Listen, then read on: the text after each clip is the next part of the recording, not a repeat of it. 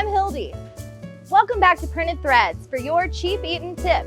Today, we're gonna be making some ramen because there is nothing cheaper. And it would seem like you guys all have a lot of this on hand because it's not available at the grocery store or on Amazon. So let's do it. We're gonna start by unwrapping our package and placing the noodles into our receptacle here. Tip, break a little bit off and save it for garnish. Now, we're gonna add some hot water. Don't measure, that's no fun. Toss it right on in. Maybe you don't have hot water available, just use cold and heat it up. We could just put the seasoning packet right in, but that's not really a tip. That's more of just following the instructions on the bag. So what I've done is I've brought some soy sauce from home. We're gonna just dab that in. We're also gonna dab in a little bit of fish sauce.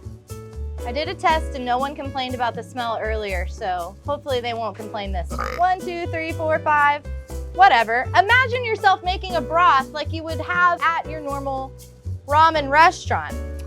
I prefer spicy, so we're also gonna do some dabs of red pepper flake. That ought to be good. We're gonna microwave this for 2 minutes and then just see what happens.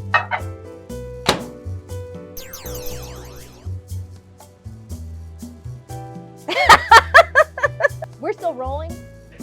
Awesome. There are lots of different things that you can do to kind of kick this ramen up a notch. There's actually literally cookbooks that have hundreds of recipes for how to jazz up your ramen. What we're gonna use today is some sushi nori. This is essentially the dry seaweed that you find on the outside of sushi. It's also common in Asian soups and it's pretty cheap at the grocery store. So we're gonna take out one of these. It comes in a big sheet. It's fine if it rips. Oh, our ramen's done. Let's get it out. Looks great. I could show you my knife skills, but I don't want to scare you. So we're just gonna kind of roll this up and just kind of rip it into pieces, you know? Get excited. It's like confetti for your cheap eat.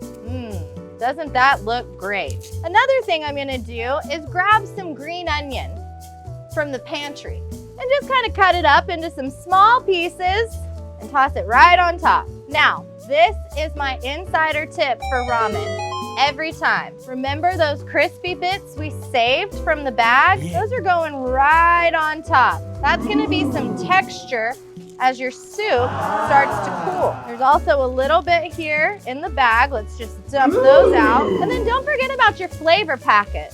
You know, we do want this to be taken to Flavor Town, but since we added soy sauce at the beginning, which is pretty salty, and since I'm pretty sure this is mainly made of salt, we're gonna use about half, but just go with your gut.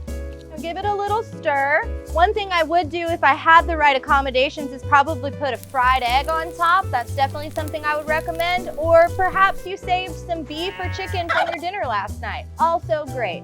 The opportunities to ramp this up are endless. This meal probably costs about $5 total. I did have to buy some ingredients like the fish sauce and the soy sauce, but those are things that you're gonna use for multiple meals, which does make it difficult to calculate precisely how much this bowl costs, but I would say $5 or less. Be sure to check in next week for another cheap eating tips from all of us here at Printed Threads. It's very hot. Hi, I'm Hildy. I like dogs that don't shed, and I don't prefer to have sweet things on my food that is supposed to be salty, such as like a mango habanero sauce. No thanks.